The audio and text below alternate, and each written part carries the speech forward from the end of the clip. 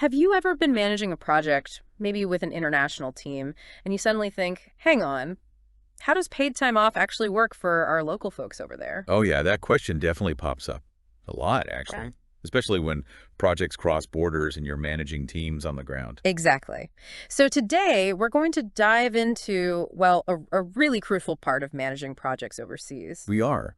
We're focusing on whose labor laws apply, specifically when it comes to paid leave for local workers. And this is something explored in the book Project Management for Project Managers by Orlando Casaban, right? That's the one. It really nails down this fundamental principle. Understanding it is just key for making international projects work smoothly. Okay, so let's get right to it then.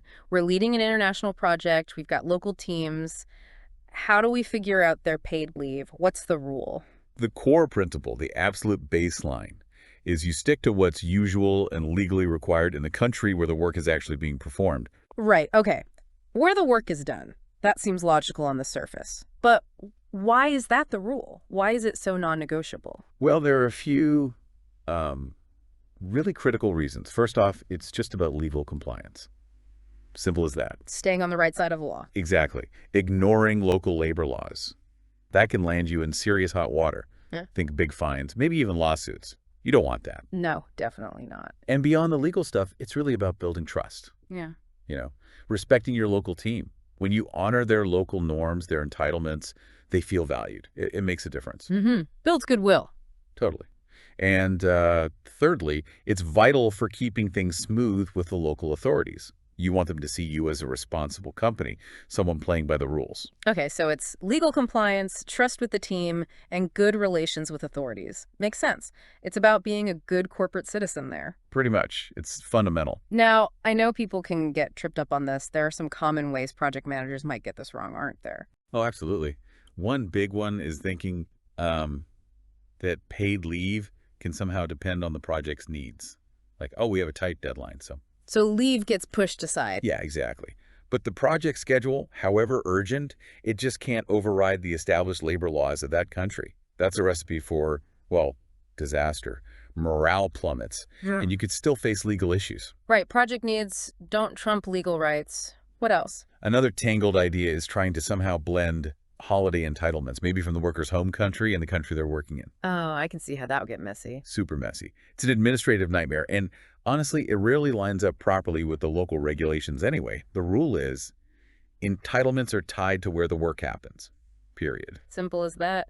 And the last pitfall I remember hearing about is just applying your own home country's rules everywhere. Yep, that's the third common mistake. It might feel simpler. Oh, I know these rules. Mm-hmm. But imposing your home country system on a local workforce, that's asking for trouble. How so? Well, you could easily be non-compliant without realizing it. Maybe your home rules offer less than the local standard. Or maybe they offer something different that isn't actually valued or even recognized locally. It causes friction, misunderstanding, resentment even. Okay, so we avoid those traps. Let's flip it then. What are the real upsides, the benefits of getting this right and respecting those local laws on paid leave? Well, obviously, you dodge the legal bullets and the financial penalties. That's huge, Peace of mind there. definitely. But beyond that, you're upholding ethical labor standards.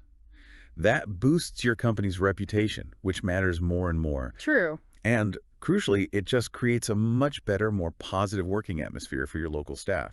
When people feel respected, feel their rights are protected, they're generally more engaged, more productive. It contributes directly to project success, really. It absolutely does.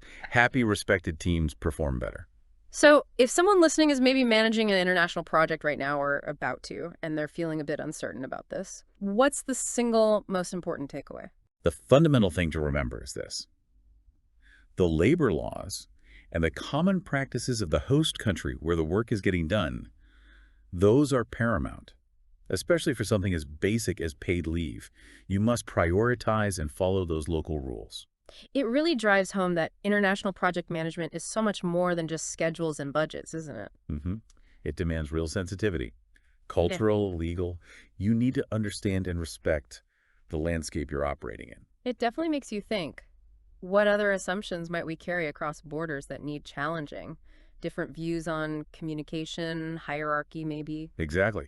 It's a great prompt to constantly check our assumptions when we work internationally. Things aren't always how they seem back home. That's a really good point to reflect on. Well, for anyone wanting to dig deeper into these essential principles, especially for managing projects globally, Then we absolutely recommend the book we mentioned earlier. right, that's Project Management for Project Managers by Orlando Casabone, a really solid resource for navigating these complexities.